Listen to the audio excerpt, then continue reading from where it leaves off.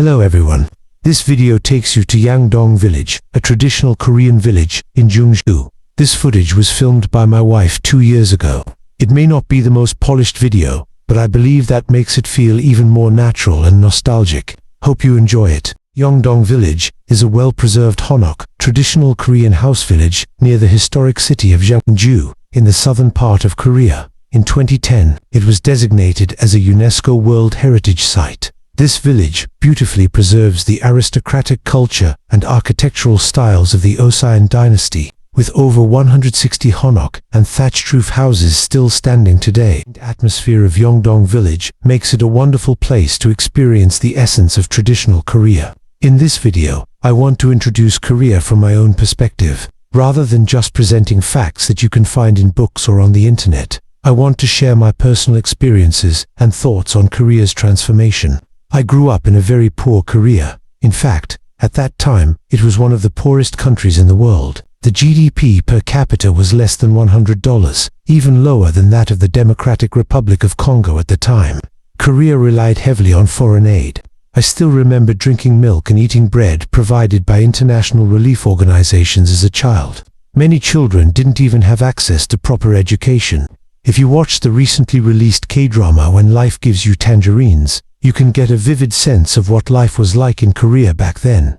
But what about Korea today? Now, Korea has grown into one of the top 10 economies in the world. People's lives are far more prosperous compared to the past.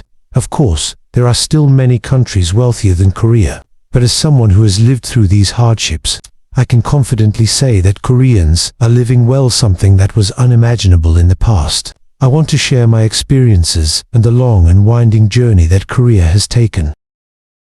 What kind of country is Korea? Korea is a small country, but it has a unique history. The combined land area of North and South Korea is about the same as the United Kingdom. South Korea alone is similar in size to Hungary or Portugal. Despite its small size, Korea has a 5,000-year-long history and a distinctive culture. For thousands of years, the Korean people have survived between two major powers, China and Japan. According to historians, Korea has been invaded dozens, if not hundreds of times by surrounding nations. Yet, it has never disappeared from history. There are many other nations in the world that have faced similar struggles. Countries caught between powerful neighbors have often been invaded and occupied. However, Korea never gave up. Each time Korea was invaded or occupied, the people recovered and rebuilt. This is why Korea is not only recognized for its economic growth, but also for its resilience and strong spirit. The Korean spirit of overcoming crises.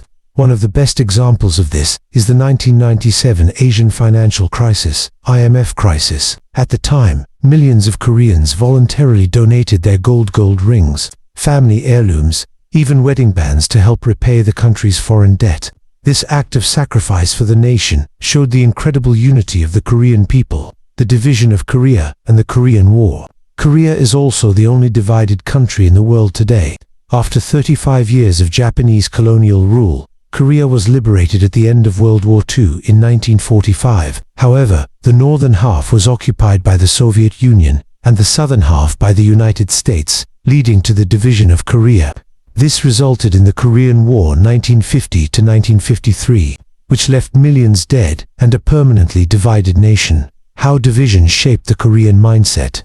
I believe that this division not only affected Korea politically, but also deeply influenced the way Koreans think. Koreans constantly compare themselves to North Korea, fueling a strong drive for progress. The uncertainty of division has made Koreans hard-working and future-oriented. The trauma of war has instilled a survival mindset, making Koreans persistent and adaptable. This background helps explain how Korea became one of the fastest-growing nations in the world in such a short time. Korea's economic and democratic growth. What drove this transformation? How did Korea manage to grow so fast? I'd like to share 3 key factors. Education has always been the top priority for Korean families.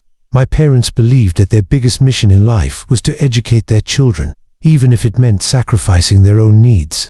This is still true for many Korean parents today. When I was young, studying late at night was the norm. There was even a saying, 4 hours of sleep, pass. 5 hours of sleep, fail.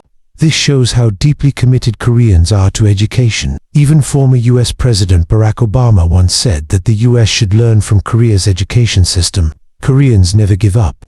This is something that foreigners often say about Koreans. I never realized it myself until I heard it from others. When Korea faced the 1997 financial crisis, many people lost everything. But instead of giving up, they stood back up and rebuilt their lives. Korea is always changing. Koreans have an incredible ability to adapt quickly to new technologies and trends. Why? Because Korea was once extremely poor. Countries with a glorious past often struggle to change because they want to preserve their old ways. But Korea had nothing to preserve, it had to change to survive. What defines Koreans? Koreans have endured hardship with Han, a deep sense of sorrow, but also resilience. They have a hungry spirit, constantly striving for a better future. They stand up against injustice, always ready to fight for what is right. What do you think about Korea and its people? Does your country have similar cultural values? Share your thoughts in the comments below.